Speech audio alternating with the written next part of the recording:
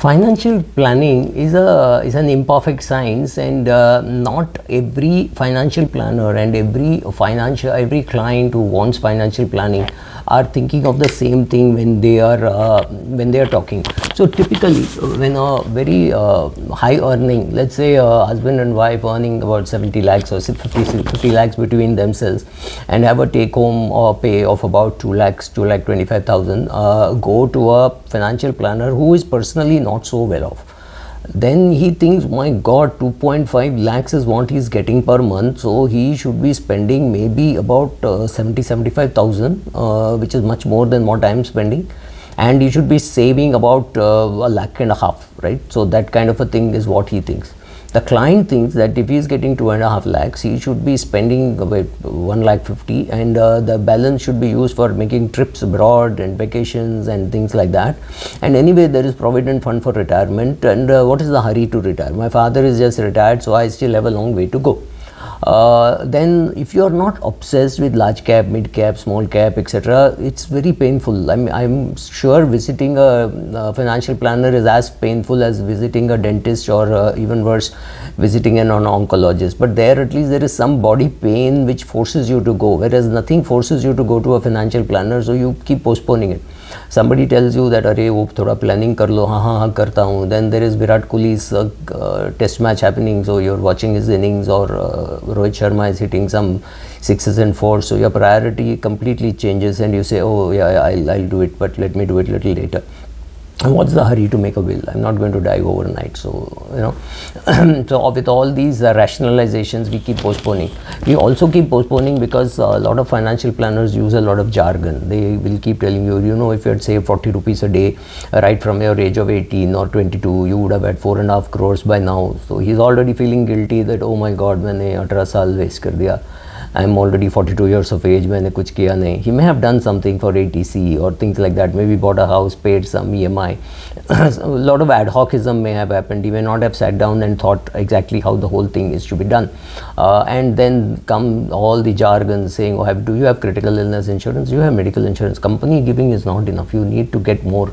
And now today you have options of going online and looking for it. That makes it worse. You get more confused. And then there will be somebody who says, oh, you don't need any financial planner. You can do all this yourself. There is a professor of physics who does it himself. But that professor of physics is interested in doing it himself. He knows, he understands, and he does it. Does not mean all of us are capable of doing it. It's too boring, and not all of us will have the capacity. Also, the planner being of a lower, perhaps lower strata, he can't understand how somebody can spend 1.5 lakhs a month. He says, my expenses are only 23,000 rupees. Why is somebody spending so much? Then you ask that person, he said, we have, हम खाना Swiggy से मंगाते हैं, चाय उससे चाय पीते हैं. We go for annual vacations, we fly good carriers.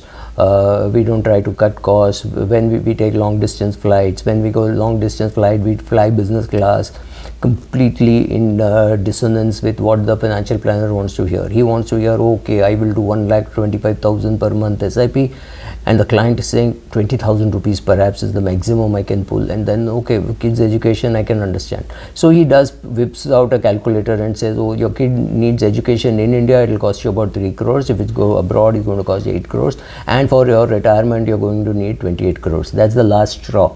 After that, that man goes away, and he never wants to come back, never wants to see him, right? Nobody sees an oncologist or a dentist by choice. Financial planner also has spoken in such a bad way. So you have to talk to a client in such a way that he feels that it is genuine. We have to come back, and on day one you don't have to deliver all these knockout punches in the solar plexus and knock him out. He'll come around to it slowly. Ask him to start. Maybe he'll do 20,000 rupees SIP. After some time, you say, look, this is not going to be sufficient even for your kids' education, and your retirement is a bigger priority. Slowly, take one step at a time.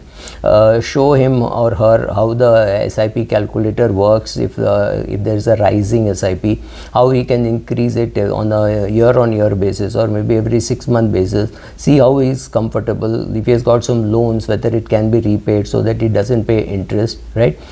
Check for his credit card score, right? His FICO score, or whatever you want to call it, CIBIL score, FICO score, and then slowly tell him or her that this is what you need for your retirement, this is what you have to do. And so this whole it can't be, everything can't be drilled into the client's head in the meeting number one, right? So take your time, slowly tell him or her what he has or she has to do, and then after some time that client will appreciate and say, oh, thank you, because of you I at least started with 20,000, otherwise I thought I need to have a big amount before I start, etc., etc. All that talk will happen. So say it slowly.